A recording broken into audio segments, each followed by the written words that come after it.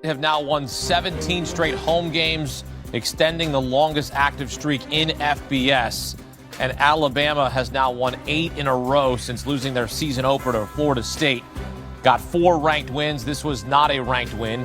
You thought when the season started perhaps it would be against a ranked LSU team, and it was not. This was their first game since firing head coach Brian Kelly. Garrett Nussmeier was benched at one point in this game. Ty Simpson and the Tide get it done.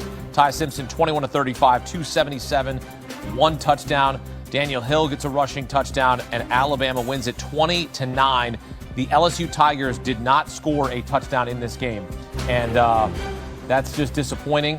They were trying to play for the interim coach, Coach Wilson, and it's Alabama who rolls at home. Back here in studio, Richard Johnson, Cardale Jones. Cardale, look, Alabama's just taking care of business here. They're at home where they have won 17 in a row. What did you see from Alabama? What's your takeaway from this game? You know what? They picked up right where they left off with coming out the bye week. They had a very impressive stretch of winning 4 straight games versus 4 straight ranked opponents. And today was no difference. I know we all expected this game to be a ranked, potentially top 10 game, but Alabama's doing what they do, right? It doesn't matter who they play, going out there putting their best foot forward. Didn't have their best rushing performance today, but Ty Simpson is showing why he should be considered in these Heisman talks. As I talked before the show, before the game, and he put on a nice performance, efficient, protected the football, and got it one in the end zone with Ryan Williams. Cardale, Alabama's run game does leave a lot to be desired. I think that may come to bite them in January, but those are January problems because they do look destined for the college football playoff right now if they keep on this track of winning ball games. Obviously, they're top 4 seed if the playoff was to be played tomorrow. I thought that Bama came in here and handled business, and that was important. One of the things that Bama doesn't do under Kalen DeBoer is they don't mess around in a spot like this, where they have 2 weeks to prepare for a big-time opponent at home. They don't really mess around. It's when they stub their toe that's the problem. For instance, like a Vanderbilt last year where they're a favorite and they should be able to win. And so they handle business. LSU's defense is never really the problem. LSU's defense is going to pose a challenge, and they did today to Alabama. But at the end of the day, LSU can't score. They pull Garrett Nussmeier for Michael Van Buren in the second half to try to get a spark, try to get something, but it didn't really work. And in the end, Alabama pulled away. Yeah, you mess around, you find out. So if you don't mess around, you can win games, right? You take care of business.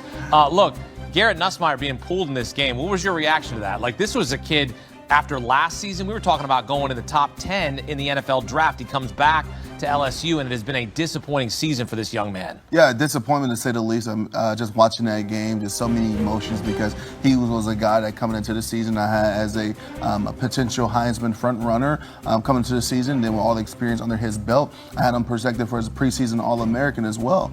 Clearly not living up to those expectations as us as the media or the LSU nation has put upon him. And I guarantee you, being a coach's kid, he's not living up. He knows he's not living up to the expectation he has for himself.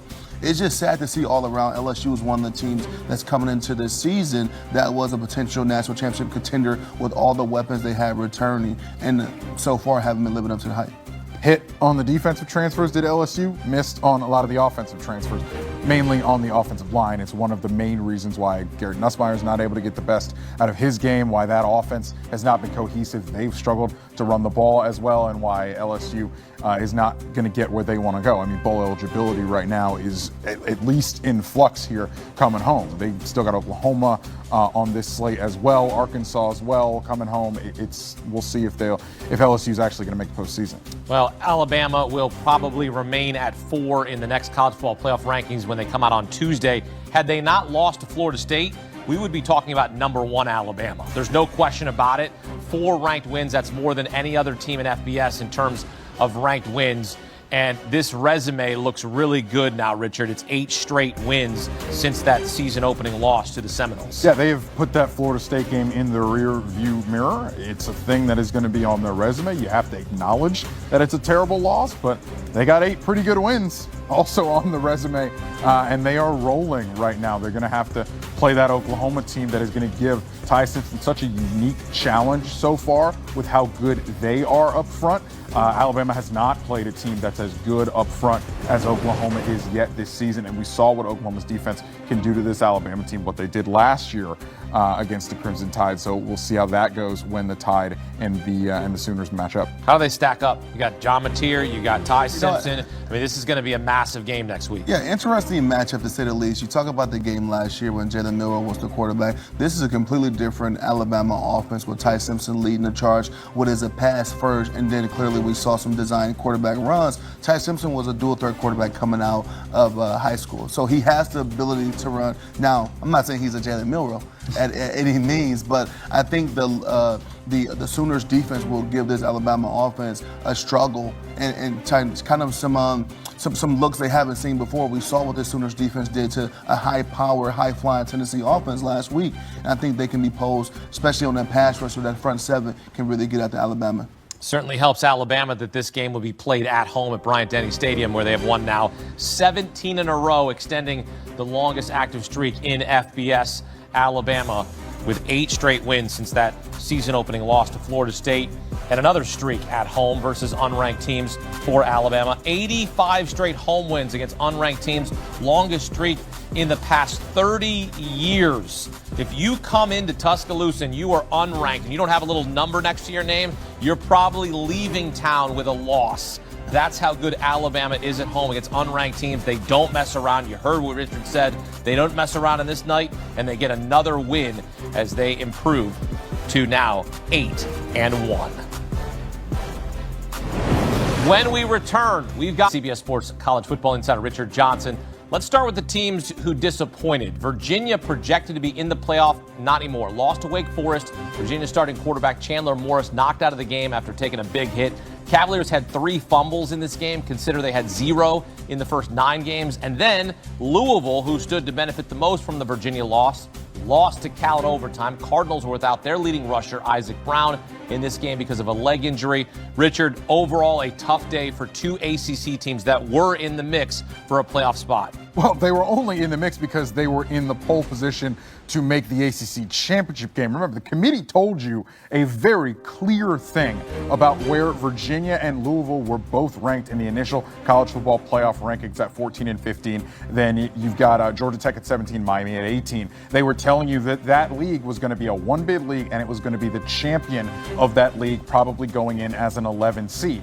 Well, now the 2 teams kind of in pole position there in the mix there to make the conference championship game are now on the rocks because of what happened. Virginia had been playing with Fire Cardell all season, right? They come like as close as physically possible to losing to North Carolina a couple weeks ago in overtime. And Hakeem just made a good point. The fumble luck caught up with them in this game. The way that oblong ball bounced out of their favor tonight. Yeah, you look at this team right now, and I agree. The ACC as a whole is the biggest loser of tonight because now you pretty much wipe off the consideration of having multiple teams having a bid for the college football playoffs, and that starts to have those conversations. I know we're going to get into a little bit later, but about a 10-2 or potentially a 9-3 team from an SEC, or potentially a Big Ten. You look at USC down the road if they can do some things in their schedule to sneak in over a potential 2-loss ACC team because the way how things have crumbled during this last part of the season. It's tough for Virginia, it's tough for Louisville because now they don't control their own destiny. That's absolutely right. And now you leave it up to the committee to project who's going to be in. But at the end of the day, it's whoever gets to the ACC championship, the winner will potentially get in, right? I mean, we talked about this in the green room. If there's a winner from the ACC championship, there might not be good enough to get in. There's a scenario there. Well, the ACC champion will get in on auto bid. Right. Now, they'll get in as the 11 seed, and they'll be 1 seed higher than the group of 5 champion, the 5th highest ranked conference champion. So they'll get in, but they get in by rule only. They would not get in as an at-large. Would not get in as an at-large. So it's almost like a default. Clear. It's like a default. Yeah, that's clear. I mean, it's It's clear. Clemson wouldn't have gotten in the college football playoff last year had they not have beaten SMU in that championship game and stolen a bid. I don't think you got to worry about it this year. Doesn't matter who steals what bid or what have you.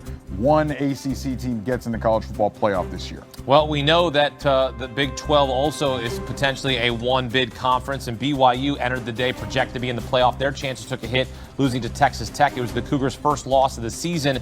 Richard, is this still a playoff team, BYU?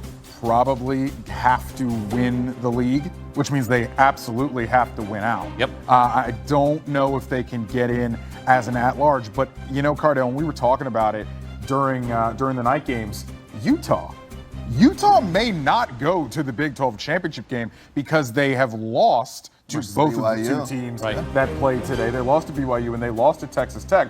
Texas Tech and BYU may very well rematch in the Big 12 championship game. And then you've got Utah sitting there in the initial college football playoff rankings, ranked 13, just kind of sitting, chilling, waiting for the chips to fall. And they'll see that they may miss out on the Big 12 championship, but be able to sneak in the back door, the college football playoff, if they continue to win.